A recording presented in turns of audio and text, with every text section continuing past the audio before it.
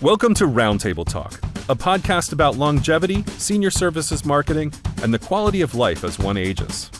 ROUNDTABLE TALK is brought to you by Pavone Group and Varsity, a senior services agency focused on helping clients win the mature market. If you like the fresh perspectives we deliver in each episode, please give ROUNDTABLE TALK a 5-star review on the podcast service of your choice. Hello, and welcome to Varsity's Roundtable Talk. Today's guest is Dr. David Katz. Dr. Katz is the founding director of Yale Prevention Research Center. He's a physician, prolific author, past ABC News contributor, past president of the American College of Lifestyle Medicine, and an expert on nutrition, wellness, and longevity. Dr. Katz, thank you so much for joining us today.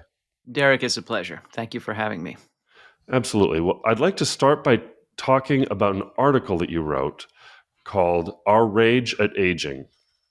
In the article, you suggest a shift from resisting aging to embracing it. What inspired you to challenge this mindset?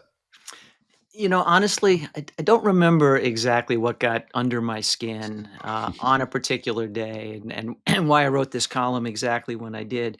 But I have been reflecting for quite some time that the whole concept of anti-aging is somewhat misguided because aging is a biological process. It's a bit like anti-breathing. You know, if we just suddenly decided that it's inconvenient to have to take 20 breaths a minute and, you know, we should rage against that. Aging is a biological process. It's inevitable. It happens to everything. It affects different things, animate and inanimate objects differently. But even inanimate objects age. Rocks age. We could actually measure the age of the bones of the earth, if you will. The universe ages. Everything ages. And I think what particularly rankled me, and again, I can't recall exactly Sure. why that day, why that column that week. I'm guessing there was a provocation. I may reference it in the column, something that came out in one of the journals or newspapers I read. But I found as I thought about anti-aging that it sort of invites us to perennially compare ourselves to the younger version of ourselves. And so I think about myself in that context, and I'm turning 62. And I practice what I preach as a lifestyle medicine expert. I eat optimally. I work out every day. I'm extremely fit. But the simple fact is, at 62, I don't have the muscle mass, and I don't have quite the strength I had at 42 or 32 or 22. And things change over time, no matter the care we take of ourselves. So longevity is a laudable goal, a bounty of years in life. Vitality is perhaps an even more laudable goal, a bounty of life and years. And the combination is perhaps the best prize that health has to offer, a bounty of years in life and life in years, the combination of vitality and longevity. But that's not anti-aging. And so I was objecting to the way our culture packages this because I think we fare better, certainly in terms of mental health, when we understand, appreciate, and align ourselves with prevailing forces around us, forces that we can't change. We can't undo gravity, we can't undo entropy, and we can't undo aging. It's a fundamental process. How do we ride those currents? And I think there's a greater problem, and that is if we buy into the value proposition of anti-aging, it sort of invites a morbid fear of our mortality because the ultimate expression of aging is aging to the point where everything wears out and can no longer function. Death. Death is the ultimate end of aging for animate objects, and it makes us resist it. It makes us fear it. And I took care of patients for 30 years. I've seen a lot of death. It's inevitable. Sometimes it comes way too soon. Sometimes it comes in the fullness of time, but it always comes. And being comfortable with our mortality, I think, is a critical element in our lifelong mental health. I think it helps us get our priorities right. So anyway, long backstory, but something provoked me. And usually when I write my columns on a given topic, there's been something in the scientific literature, there's been something in the media, there's been something in the New York Times that I read that elevates this in my own mind. And usually it's a theme that I've been ruminating on for a long time, sometimes much of my life. But then there's a provocation, and that provocation basically increases the concentration on that topic. I say, I've got to express this. Better out than in, to Sure. borrow from Shrek. And so, rather than hold these feelings in, I'm going to express them on the page. And here we are. That's fascinating. That's great. You mentioned how modern society values youthful ideals now more than ever before. How has the pace of change in our society affected the way older adults are perceived and valued? You know, Yeah, we, that's a really key point. And here, instead of thinking selfishly about me and my own aging, I think about my parents. My parents are quite vital at 85. My dad soon to be 86, and really doing remarkably well. And my dad and I routinely hike together. And so, my dad's got Bluesonian potential for sure, but they're old people now.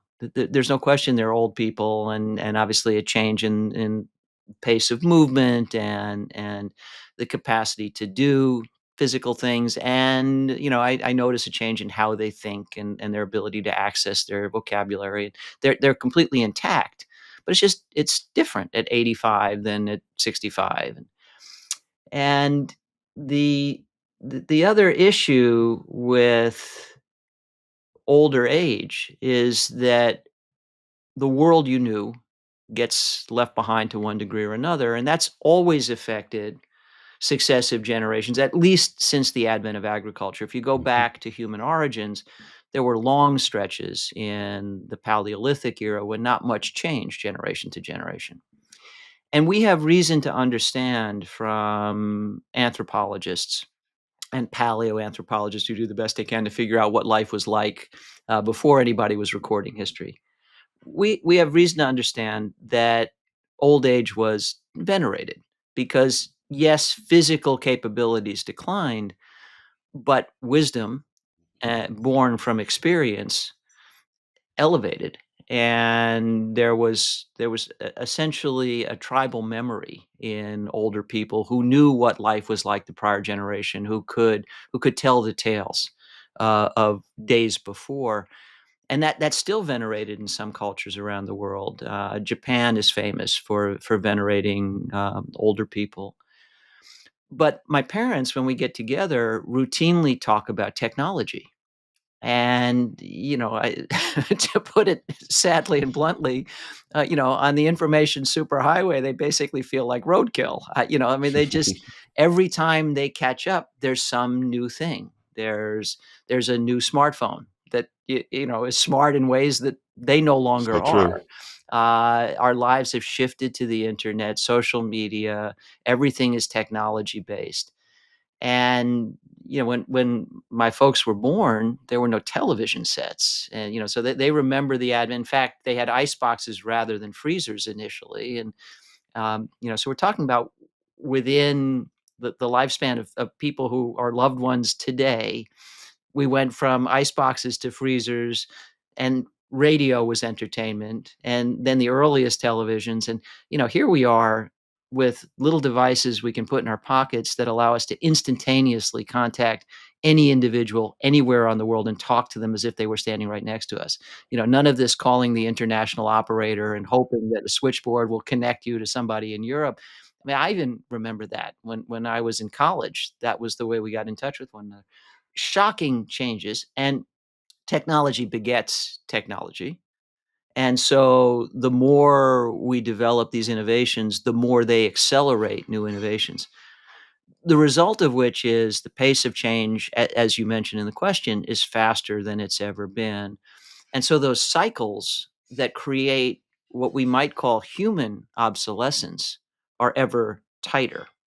So, for example, my children now range in age from 26 to 36, and they're already beginning to feel left behind. They Hmm. look at the tweens and Interesting. teens who are sort of, riding the waves of technological advance and kind of the masters of the universe. They're already doing stuff that my kids don't routinely do, and they're, wondering Really how we interesting can do it. point. Yeah, and of course now we have AI, and my folks want no part of it. They're sort of and my mother's a creative writer, poet, and just frets all the time about can AI write a poem? Don't you need to feel to write a poem? So even that clash between what makes humans human, and to what extent is human intelligence a unique property of being human? We have those conversations all the time. They profoundly feel a sense of being left behind by the movement of society.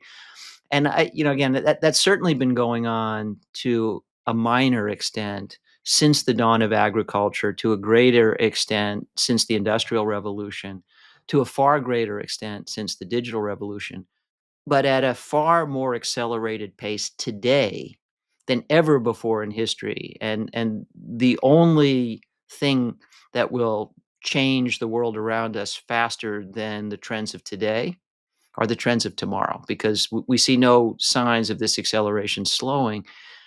And yeah, I think that's a little bit scary for all of us. Instead of being venerated in old age for our wisdom and experience, we're just going to be looking around wondering what the hell is going on here. And That's a I great can't, point. I can't do any of it. Yep. Yep. Absolutely. Now, you've described, and we were just talking about it, the idea of anti-aging as misguided, and emphasize the importance of being the best version of ourselves in the present. How can we shift the conversation to embrace well-being at every stage of life? Yeah, it's a challenge. And, I don't know whether it's selfishness or empathy that causes me to take questions like this and direct them inward and say, so how am I doing? How am I wrestling with this? In some ways, first of all, I feel it's very important to walk the walk and not just talk the talk. It's important to practice what we preach. But I also think, I've always thought this in my nutrition counseling, or if I was guiding people about weight control, if I can't do it, I'm not sure I deserve to be talking about it, right? If my advice is good enough to work for somebody else, I certainly ought to be able to make it work for myself. I've always felt that way. So same thing here. So for instance, for many years when I worked out every day, I would have the goal of being better than the day before. So whatever I was doing, the elliptical, the treadmill, running outside, I'd want to run the same course a little faster. I'd want to burn a few more calories on the elliptical in the same amount of time. I'd want higher METs. If I was doing chin ups or pull ups, I'd want to be able to do one more than last week, that kind of thing. And for many years, that was possible. We are growing and essentially moving in the direction of our fullest potential throughout childhood and youth and adolescence and into early adulthood. But there comes a day when you're on the other side of the summit and starting to descend, and you'll never be better than you ever were before by some physical measure. But on the other hand, you know things you didn't know back Hmm. then. You've experienced things you hadn't experienced yet. And wisdom and experience matter. They matter a lot. So one of the things I've been struggling to do, and I freely confess, being very focused on physical vitality. I'm very outdoorsy. I hike. I ride horses. I ski. So those things are really that kind of vitality has always mattered to me, along with intellectual vitality. I'm what I'm trying to do is essentially hybridize the metric. If I Hmm. look at the sum total of maintaining physical capability, so I'm still vital, and I hope and expect to be for quite some time. But I also think about my intellectual vigor, which is fundamentally intact, at least I hope so. Uh, but then I append to that experience and experiential knowledge and the wisdom of having lived through many crises, and knowing that to some extent Kipling was right in his poem If, that triumph and disaster are both imposters to some extent, because inevitably following a triumph, there will be a disaster. But if we hang in there through a disaster, there will be another triumph, and Wise words. it's cyclical. So that experiential wisdom accumulates over time and adds value to your personhood.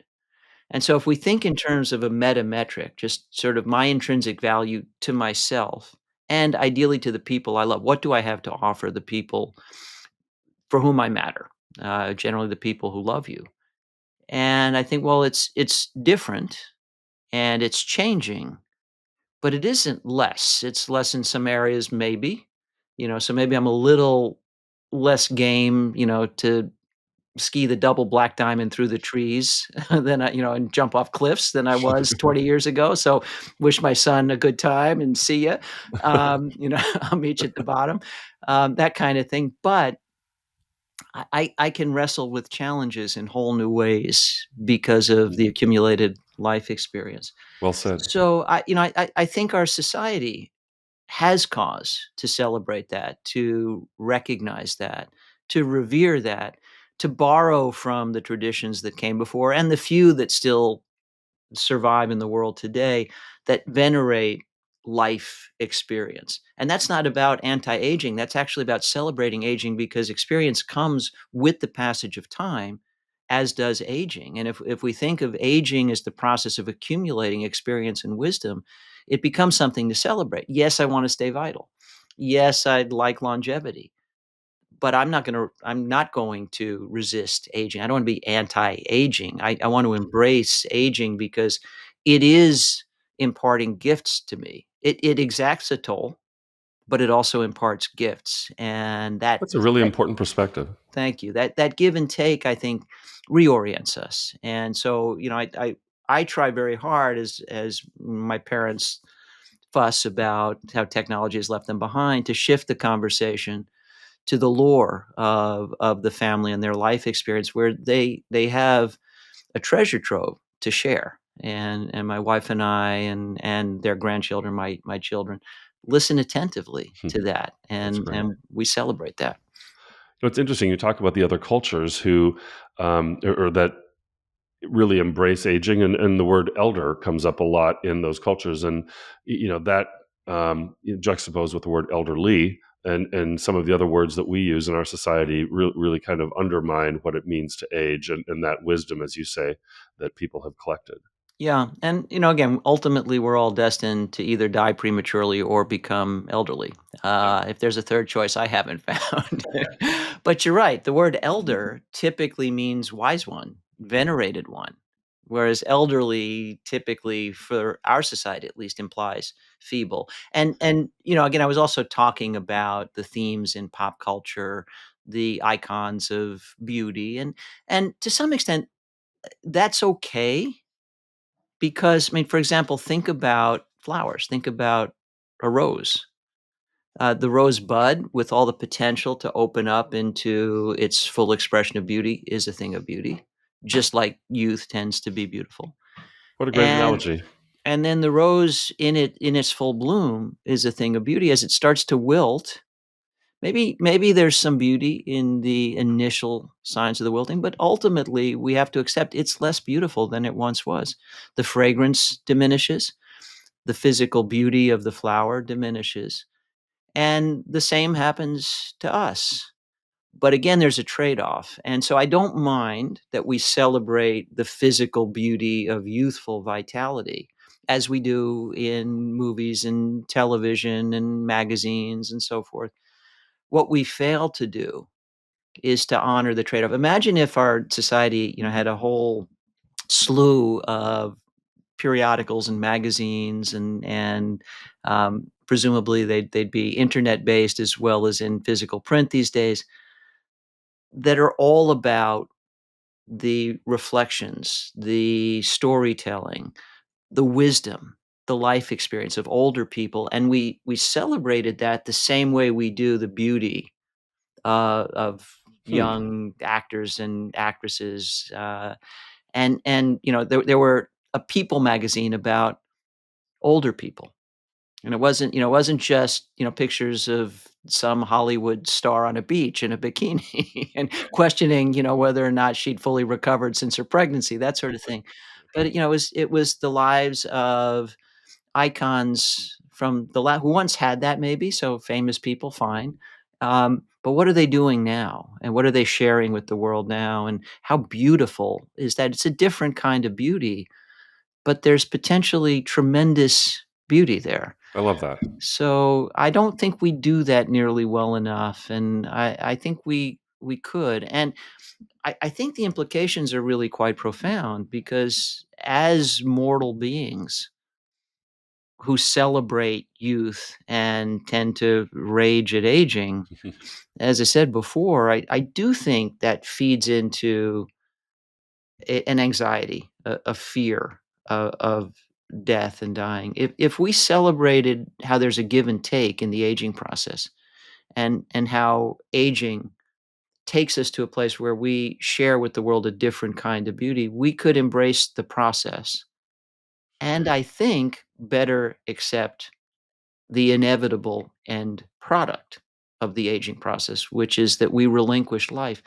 I am a poet myself. I've published a number of poems over the Interesting. years, and in one of them, talk about the fact that life plays through us like the flight of birds, and death is all around. I wear the weight of all its fingers pulling. But the idea that our lives, our living, belongs to us, but life does not. We borrow it. It's a force that blows through us like the wind or the flight of birds. We contain it for a while, and then we relinquish it back to wherever it is it came from. And there are obviously different points of view on that. I have my own, but even that, there's a beauty in that, I had the opportunity to dance with the life force, but only for a while, and Hmm. then the music stops and the dance ends and it moves on. So I really think there's a fundamental reorientation possible in how we think about aging and how we think about dying. Fascinating perspective. That's amazing. Now, as you referenced earlier in Our Rage at Aging, you talk about how we compare ourselves to our younger selves, or others can lead to despair. How can older adults reframe their mindset to avoid falling into that trap of comparing ourselves to our younger selves or others? Yeah, yeah. So, again, I've wrestled with this because the metrics of youthful productivity may be to some extent rooted in physical capability, to some extent endurance, and even cognitive endurance, the number of hours you could work. I sort of prided myself in the early going being a workaholic because when you're ambitious and you want to make a difference in the world, I even give this advice when young people seek out my counsel. I say, in the early going of your career, you kind of have to say yes to everything, unless it's really diametrically opposed to where you want to go. If it's even vaguely in the direction you want to go, say yes to everything. That's how you build your portfolio. And the more you do, the more you create opportunities to do the very specific things you want to do. Later Great in point. your career, you have to get good at saying no. It's very different. But if you then compare yourself in the stage of life where you've learned to say no and need to say no, and your priorities have shifted, you don't want to work 18-hour days anymore. Enough is enough. Having done that for 40 years, you're tired. You're just, burned out a little bit. But if you compare your productivity now to your productivity then, it's less. And your tolerance and your endurance for hard work now, it's less. And your physical capability is less. But again, you maybe have a greater equanimity. You have a broader perspective. Your priorities have shifted. I went for decades with zero recreation in my life. There was I particularly recall one 3-year span at one point in my career where I happened to have, in addition to my daily obligations of seeing patients and teaching and administrative obligations, I was under 3 simultaneous book deadlines. Hmm. And I Wow. took 1 day off in 3 years. Literally 1 day. There was 1 day I didn't work at all. I think it was Thanksgiving Day 1 year out of the 3. And other than that, I was working generally at least 70-hour weeks every week, straight through the weekend. Evenings and weekends were my time to write the books because I had a day job. And when it was finally done and I turned in the last of the 3 books, I felt like I'd gotten out of jail and celebrated that day with my wife. I said, "Never again." This was crazy, So I'm in building mode. I'm trying to build who I am in the world, which the obviously the more substantial and perhaps more elevated the foundation we build, the greater the heights we can hope to reach, the more we can hope to contribute. All that mattered to me, and it matters still. But I also now have the perspective on the cost of the time away from my kids. I was very honest with them when I was about to disappear into major obligations, whether it was a book or taking care of a seriously ill patient in the ICU that was going to take up my whole summer.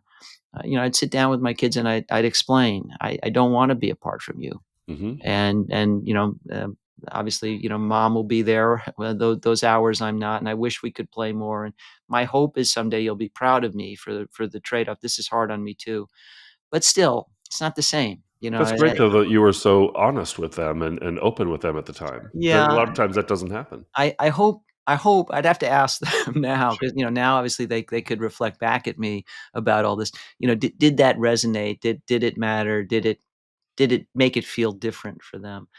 But I have to say I kind of envy my wife's intimacy with our children because she was always there. And by the way, she's a scientist. She's a neuroscientist. She got her PhD at Princeton. She's brilliant. It's But wonderful. she made a choice. Once we have 5 kids. Once we got to kid number 4, she said, you go out there, you do your thing. I'm staying here to do mine. I'm going to raise these people. And so we did that division of labor because that's what she wanted to do. But that just, I mean, she was just there through every, and so now I love my children. They love me. We're close. But on a daily basis, when there's just some little thing to talk about, my wife is always in on it. And with dad, it's kind of on a need to know basis, and dad doesn't really need to know much. And okay, fine. But I see that now as part of the cost of the decisions I made. So it's a broader perspective.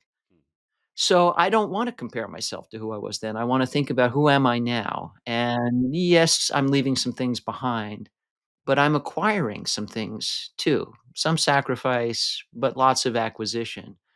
So how do I take the portfolio of assets available to me now, my physical capabilities, my mental capabilities, my emotional intelligence, and my life experience? How do I take all of that and create the best set of priorities, create the best set of behaviors? How do I be the person my dogs think I am?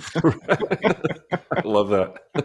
How do I that's the best version of me. So I don't have to be able to do more chin-ups today than I ever could do before in my life to be the best version of me. So even, the comparison, the mirror we look into, as we strive to see the best version of ourselves and be the best version of ourselves shouldn't be, what did I look like 30 years ago? I mean, who cares? It's not That's it's right. not relevant. I can look at those pictures and celebrate that stage of my life, but I don't wanna compete with that stage of my life. I wanna be different now That's a and great point. embrace the difference. So, looking forward, what are you looking forward to as you age? Honestly, it's a challenging time to grapple with that because I've been looking forward to peace, um, lesser expectations. You kinda like the idea that, look, I felt because I could make a positive difference in the world that I had to. I don't recall when my parents first exposed me to Edmund Burke, but I have the distinct impression of growing up with the words of Burke echoing in my head: "For evil to prevail in the world, it is enough for good people to do nothing." So you can never do nothing. You can always you always have to do your utmost to propagate good in the world. I felt that as an obligation. I was privileged. My parents loved me and took good care of me and my sister and gave us opportunity. And they never asked me to pay it back any more than I've asked my kids to pay it back. So I felt obligated to pay it forward. Wonderful. And so I I wanted to rage not against the dying of the light, not against aging. I wanted to rage when I was young and had the capacity to rage. And I don't by rage, I don't mean literal rage. I Sure. mean doing my utmost Hmm. to enhance the human condition, to propagate goodness, as a physician, to save lives, protect lives, defend years in life, life in years. And I readily admit that my view of being a health professional in 2025 absolutely ineluctably includes the health of the planet.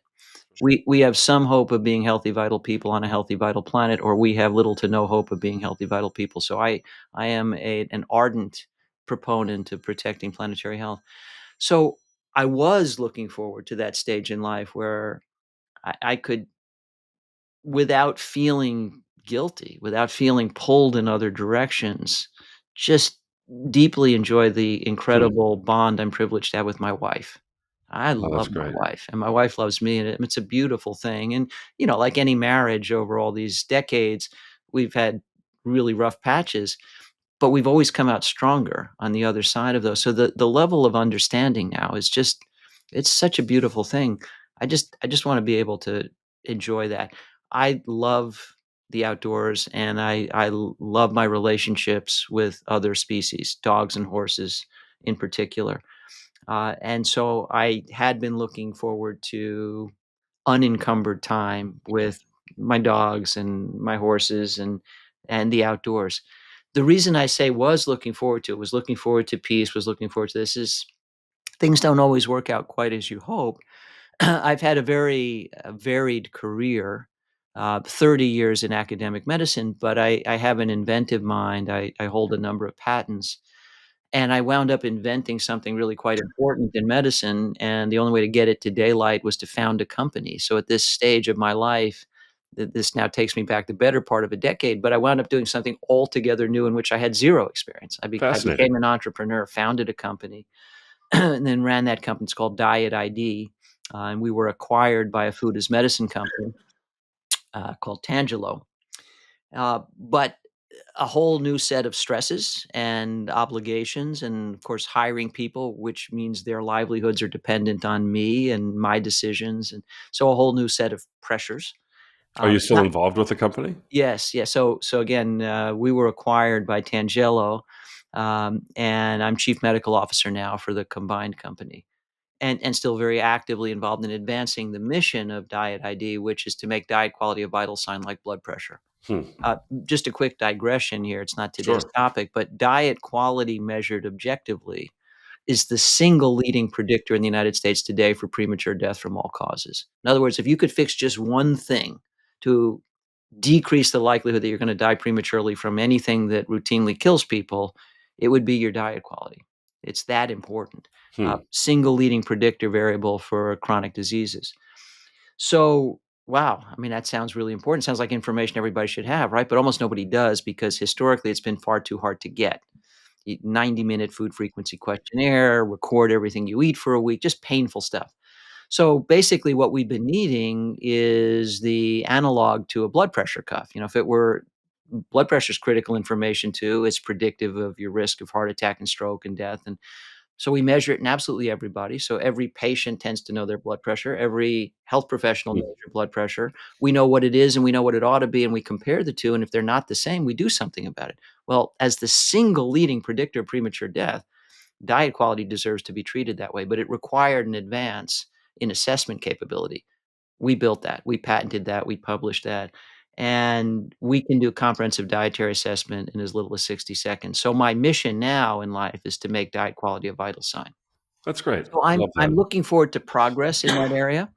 It would be very nice to leave that behind as a legacy. As I think about defying Dylan Thomas, because I very much wanna go gentle into that good night. I don't think we wanna rage against the dying of the light any more than we wanna rage against aging. I think we want to get our raging over with when we're young and full of energy, so that we can embrace the quietude in the later ages. So I'm looking forward to feeling fulfilled.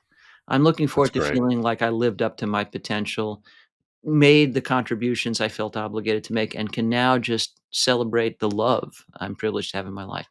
All of that, all of those aspirations, which I think are still valid, have been troubled by trends in the world around us. The threats to things I took for granted, like democracy, the threats to the health of the planet. I never thought as a child I'd need to worry about there not being an Amazon rainforest, but maybe I do. I never thought I had to worry about there not being glaciers in Antarctica, but maybe I do. I never thought I'd be living in a world where maybe polar bears would go extinct for want of snow and ice to hunt on, but maybe I do. I feel all these things, and I feel them more intimately than anything that's vague and far away, like the Amazon or Antarctica. I feel them in the woods next to my house, Hmm. where I see a lot of sickly trees that, 30 years ago were all healthy, and they no longer are because everything about the climate is changing. And so as I watch the beech trees die, I struggle to find the balance between this is a stage in my life where I can hike far more often than I used to and be in these woods, but I feel the pain of the plight and the blight in these woods. And so it's not a simple question anymore. I would have loved it had it been. Maybe it never is. Maybe every generation aspires to things, sees the golden years coming, and then something comes along to tarnish them. Life is complicated. But those are still more time with the people I love, more unencumbered time, less feeling torn, always torn. I'm accustomed to feeling torn. Whatever it is I'm doing, I'm worried about the other things that need Isn't to that get done. interesting? And one last thing to throw in the mix here, and I guess I'm sort of with my folks on this one. I think the internet, as powerful as it has been, to advance our access to information, and it's an incredible tool in many ways. I do think it has in some ways attenuated quality of life.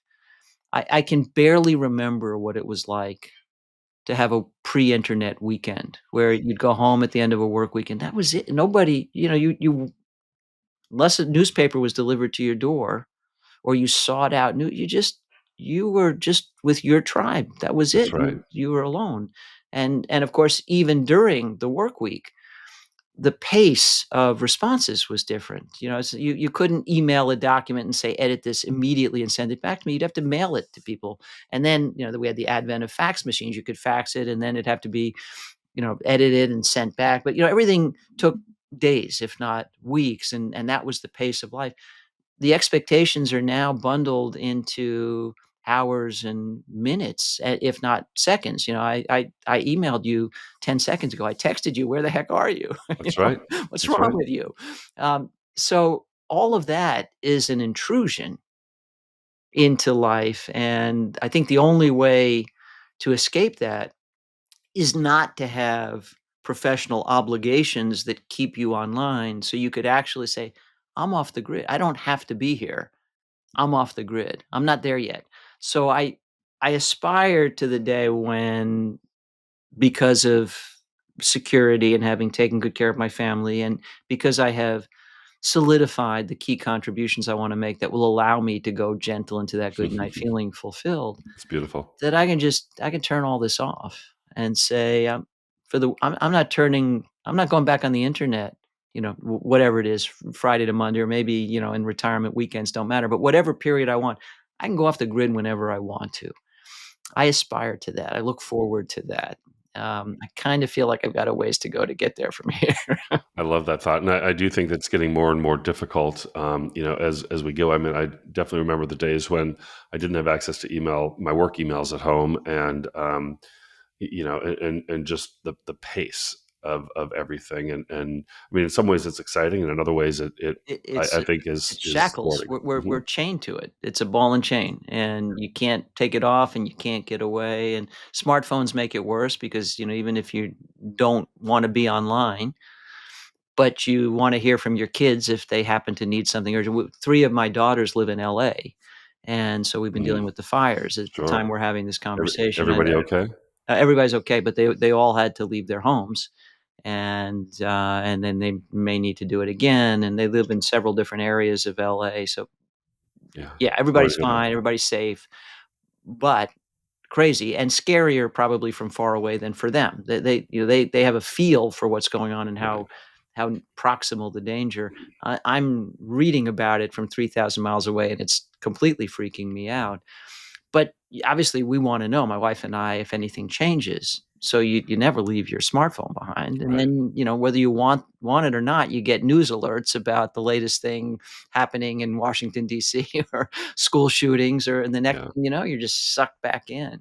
Mm. So the change in the texture of life, the change in the periodicity of life, and the change in our freedoms from what's happening everywhere in the world all the time, irrevocably altered by the internet and everything it has spawned.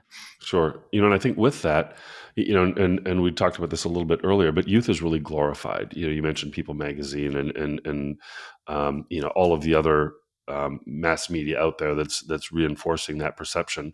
In advertising, movies, social media, that sort of thing. How do you think marketers can help reshape the public perceptions of aging? Well, I suppose to some extent, since marketers are in the service of selling things, we have to think about what's being sold. And obviously, there are different commodities that might be celebrated among elders than among youth. I imagine that hair products and skin products and perfume and cologne, to whatever extent they still matter, might be a little less central. And we might be more in the realm of shared ideas and perspectives and experiences. And so, I think just as I was saying, we could have a parallel to People Magazine, older People Hmm. Magazine, and the marketers would maybe be focusing on books or appropriate health related products or uh, spas that cater to older people, vacation spots. Obviously, older people have more time to travel, typically, generally have more resources. I think there's a whole slew of things that can be marketed. Unfortunately, what we mostly see is the marketing of pharmaceuticals. So at Sure. another intrusion in our lives, we get ever more direct to consumer marketing of pharmaceutical products, and some of that targets the older population. I think we could do much better than that, because what we tend to get, is sort of beauty products for the young and drugs That's to true. help fix what's broken for the elderly. But that actually does require something else. The simple reality is we're not a very healthy nation. And we have systematically neglected the fundamentals of health. So, diet quality in the US is poor. As noted, it's the single leading predictor for premature death from all causes. We're not nearly as physically active as we should. We have too much exposure to toxic substances, tobacco still, excess alcohol. We don't get enough sleep. We're a nation of insomniacs. We're stressed out and we're not very good at mitigating stress. And the internet and social media have interfered with our social connections with other people. So we spend more time alone. And of course, the pandemic contributed that as well, moving many people out of the physical workspace to a virtual workspace, but increasing isolation.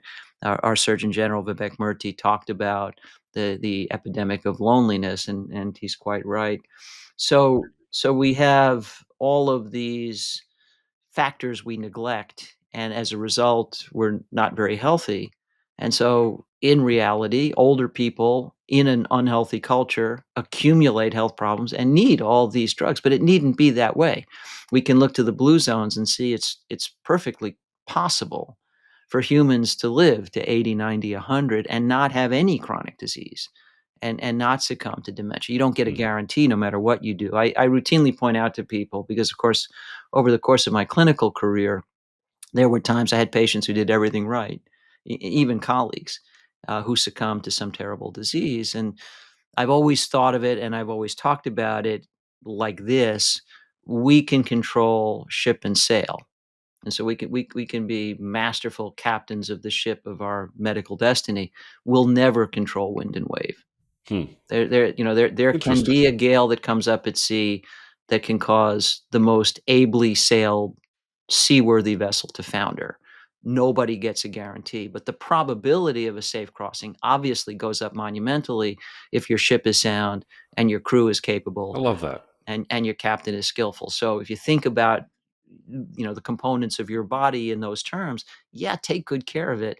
Makes an enormous difference. So no guarantee, but the probability of living long and prospering with vitality goes up enormously if you get the lifestyle proposition right.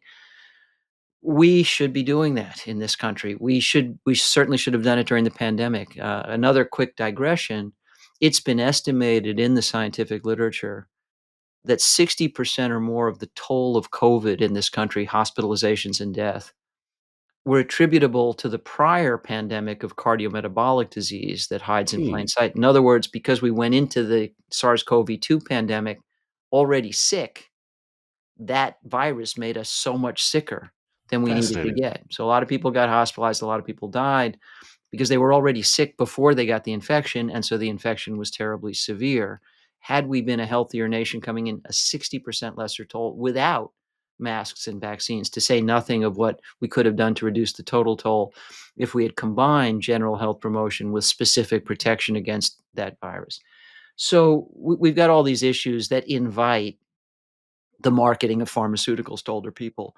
So it's not just we should change the marketing, we should change the paradigm, we should change the dialogue, we should be talking about the wisdom of older people, the life experience, the emotional intelligence, all that. We should.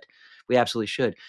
But I think we also, if we hope to de-emphasize the role of big pharma in what does get marketed to elders, we need healthier elders. Hmm. And in order to have Great healthier point. elders, we need a healthier us, all of us, because health begins early in life. And the earlier you intervene to start protecting it, the better. It's never too late, but the earlier, the better. We talk about the fact I'm a preventive medicine specialist, board certified in preventive medicine. We talk about the fact that the best way to prevent osteoporosis in older women is to do the right thing in young women, is to make Makes sure that sense. peak bone density is achieved in the 20s. And because inevitably you're going to start losing bone. Again, aging is going to happen. But if you're losing bone from a higher peak, you can withstand that bone loss before crossing the threshold to fracture and disability and die with an intact skeleton. If you never build adequate bone density in the first place, and a lot of young women don't, you start that decline from a much lower peak and you cross the threshold to fracture and disability. And unfortunately, that's a very prevalent issue. So, all these different considerations for beginning the protection of health and vitality early in life. And so, we're going to think about anti aging. We should be thinking about promoting health for young people and protecting it across the lifespan. That's the only kind of anti aging I can sign up for. Yes, it actually does forestall the ravages of aging. So, we have the opportunity to live long, prosper with vitality, and then go gentle into that good night, and Hmm. ideally pretty quickly. Again, I return often to the lessons of the blue zones. People live long. They don't get chronic disease. They don't tend to get dementia. And more often than not, they die in their sleep. A peaceful exit in the fullness of time. And folks, those three things, that's the trifecta right there, right? Vitality, longevity, a peaceful exit. It doesn't get better for mortals. And That's we are right. mortals. Indeed, indeed. Now, you teamed with Mark Bittman to write a book called How to Eat All Your Food and Diet Questions Answered. What advice do you have for older adults who are overwhelmed by conflicting health and nutrition information?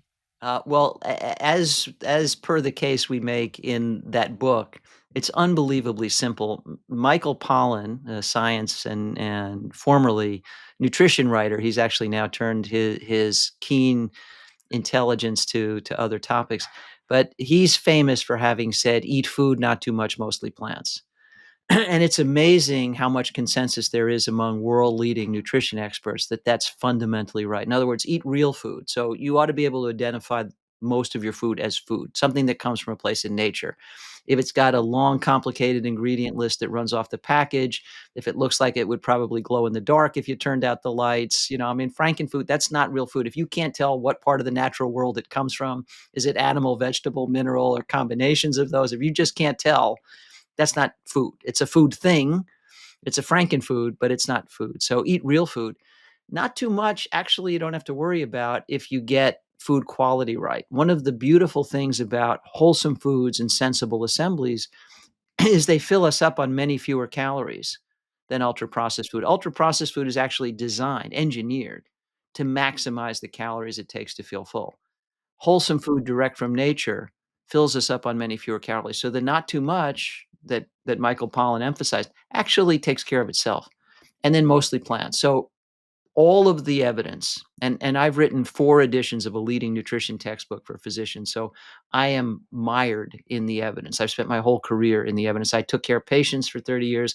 I ran a research lab at Yale for 25, written textbooks on the topic. All the evidence indicates that if you mostly eat vegetables, fruits, whole grains, beans, lentils, nuts, and seeds, and drink plain water when thirsty, you just can't go too far wrong. Can you do that and still have dairy because you want to? Sure. Can you do that and have eggs because you want to? Sure. Fish and seafood? Sure.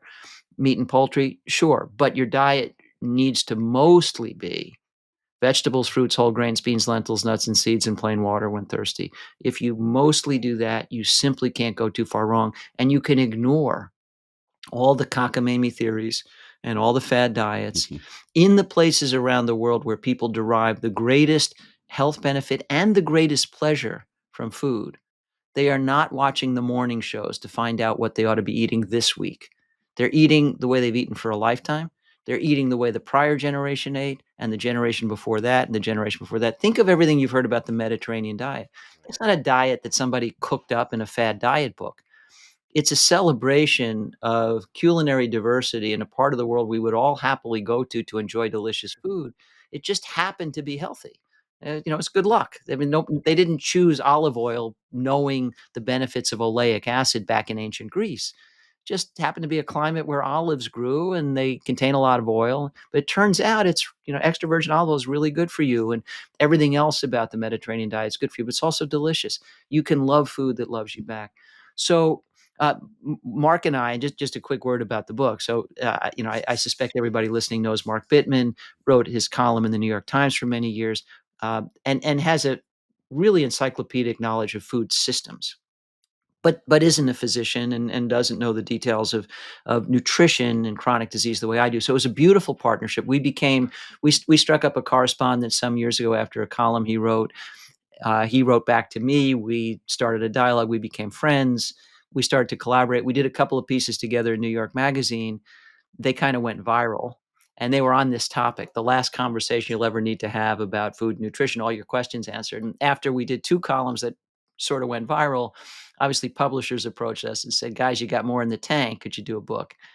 And the way we did How to Eat was a conversation. We sequestered ourselves on where Mark lives on a farm in upstate New York, and we just tossed questions back and forth. And whoever was asking the question, the other one of us would answer, and we recorded it all, and then transcribed it, and then edited it, and it became the book. And we wanted to make sure we covered every question we could think of on behalf of everybody else who could ask a question. Interesting approach. And it's a conversation. So when you read How to Eat, it feels like you're pulling a chair up to the coffee table in the morning, and I'm there, and Mark's there, and you're there, and we're just chatting.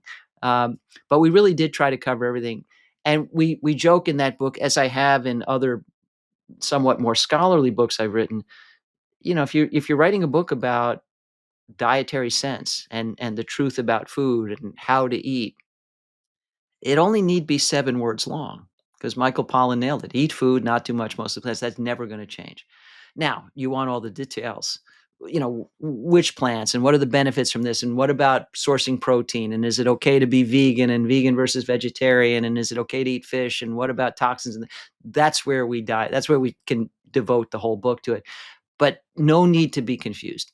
Fundamentally, if you mostly eat vegetables, fruits, whole grains, beans, lentils, nuts, and seeds, and mostly drink plain water when thirsty, you're going to have a healthy diet, and you're going to derive a benefit from that. And you can situate that in whatever context you like, meaning whatever cultural diet feels right for you. If you're Mexican American or Chinese American or Vietnamese, there are cultural lanes you can put that same dietary pattern in, get all the nutrition right, but do it in a way where the food is actually, and the dishes are appealing to you. Because again, I think what we're all striving for, we want to love food that loves us back. We want to get pleasure from good food and pleasure from good health.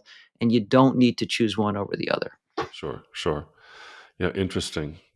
Now, many seniors are facing barriers such as limited mobility, loss of appetite, or living alone, the isolation that we talked about earlier. What strategies can help older adults overcome these challenges to maintain a nutritious diet? Well, once you are frail and have limited mobility, I think society needs to help. We need programming, and among the innovations in that area would be everything that's happening in the food as medicine space, and that's where I work today. So, Tangelo, and you could learn more at jointangelo.com.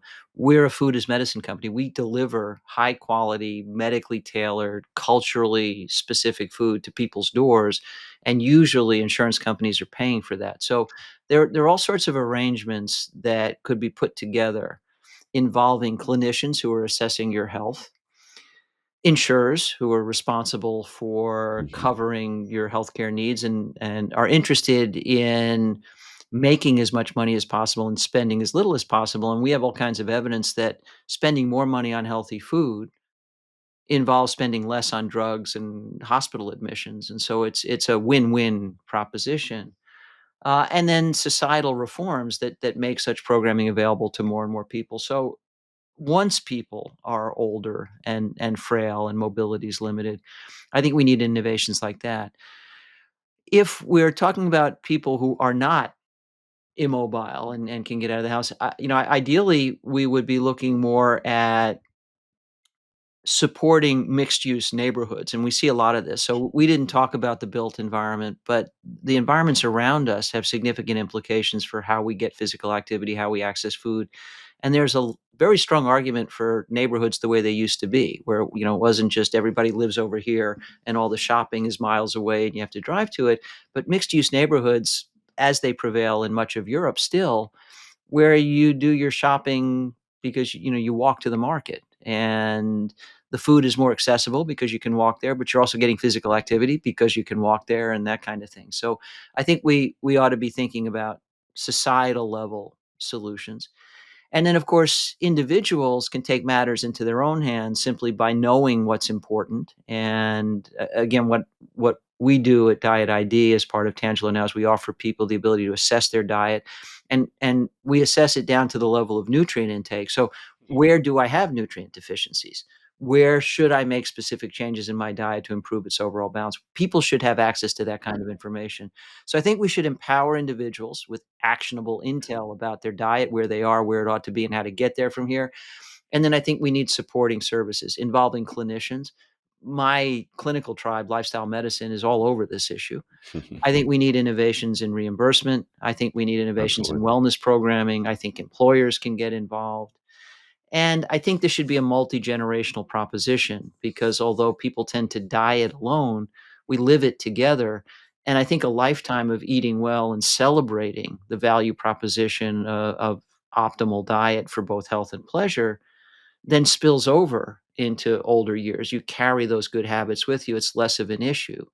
If you weren't eating well before and are suddenly struggling to get it right, everything's going to be unfamiliar. It's more of a challenge. So again, as with preventing osteoporosis, you want to focus on young women so the fractures never happen to old women. If we want older people to eat well, we need to think about how do we shift our whole society away from eating a diet of mostly ultra processed junk to eating better, so it's a lifelong habit that everybody acquires. That's really smart. Now, cognitive decline is a major concern for many older adults. Based on your research, what foods or dietary patterns are most protective for brain health as we age? So the only thing I'd say, I'd probably give a shorter answer than you might expect here. The brain is a vital organ that is part of the body. So is the left kidney. So is the right kidney. So is the spleen, the liver, and the pancreas. And we could go around the horn. You really can't eat to feed any one of them in isolation of any of the others. By the way, so is the microbiome. So a healthy you is the best way to have a healthy brain, because your brain is I like serviced that. by the detoxification organs, the kidneys, the liver. You will not have a healthy brain if you don't have healthy kidneys and liver. It is obviously serviced by the cardiovascular system, which pumps oxygenated blood and nutrients to it. You cannot have an optimally healthy brain without clean blood vessels and healthy blood flow. So the question really reverts mostly to how do you achieve optimal health? Now, yeah, you can point to properties of specific foods that might be particularly good for the brain, omega-3 fat, for example. So long chain omega-3 fats, and for those who like the esoterica, we're talking about EPA or eicosapentaenoic acid and DHA, docosahexaenoic acid, found in fatty fish. and some algae, by the way. That's where the fish get it. These things are incorporated into the brain, DHA in particular, and are very important to the healthy functioning of brain neurons, the cells that make up the brain.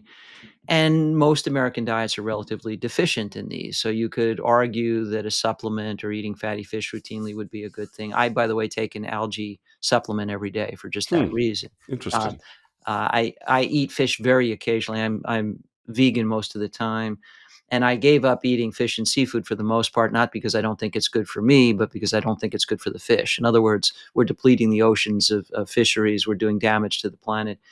We just, 8 billion hungry Homo sapiens just can't keep eating up all the life on the planet without devastating consequences. So I eat overwhelmingly plants, but you can't readily access the long chain omega 3s in plants. So I supplement with an algae based omega 3 supplement that gives me the EPA and DHA I could otherwise get from eating wild salmon. And that way I can leave the wild salmon to the brown bears and the other critters who need them.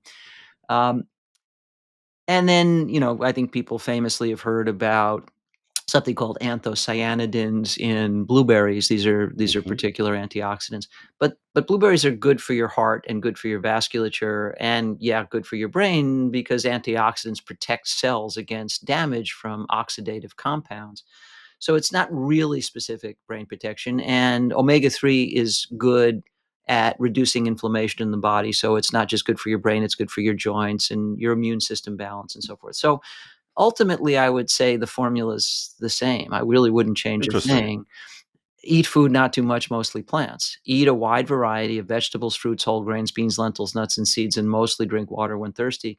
That's the best formula for your brain. It's the best formula for your left kidney. It's the best formula for your adrenal glands and like any other vital organ. It's the best formula for your microbiome, which is best thought of as a vital organ. I've received the question over recent years, do I need to eat to feed my microbiome? And I've reverted with, did you ever have the impression you needed to eat to feed your right kidney, right? I mean, you want to take care of yourself. A healthy you supports healthy parts of you. Healthy parts of you support a healthy whole you. It's all one package deal. Just, the things that are best for you are the things that are best for all of you. So that's how I take care of my brain. You can get more detailed information about specifics of brain health, including not just diet, but mental exercises and physical exercises and the importance of sleep from a number of experts who focus on that. My favorites, two very dear friends of mine, are the doctors Sherzai, Aisha, Ayesha, and Dean Sherzai, Sherzai. So they call themselves the brain docs. And they're both neurological specialists who've devoted their careers to helping people achieve greatest possible brain health. So if you want to learn more on that topic, I commend you Look to the into work them. of the Yeah, Sherzais.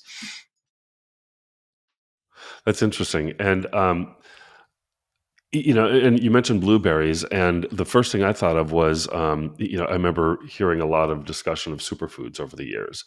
Is that what's your opinion of that? Is superfoods a real thing? Is it a way to kind of package it up and let consumers know these are the ones that you should focus on?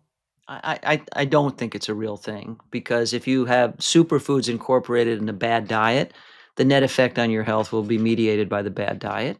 And if you have a good diet, but no emphasis on superfoods, a super diet will prevail over the lack of any particular superfood. So, worth calling out that some foods are really rich in a wide variety of nutrients our bodies need, and in particular, if they're rich in nutrients that are hard to get someplace else. So, again, talking about omega 3 fat, which tends to be Sure. deficient in our diet, you could point to walnuts as a source of plant omega 3s or flax seeds or fatty fish like wild salmon, or you could source it directly from algae, but it's an important nutrient. We could talk about highly concentrated sources of fiber and calcium and magnesium and potassium. So there are particularly good sources of nutrients we really need and don't tend to get enough of, and that's a super thing.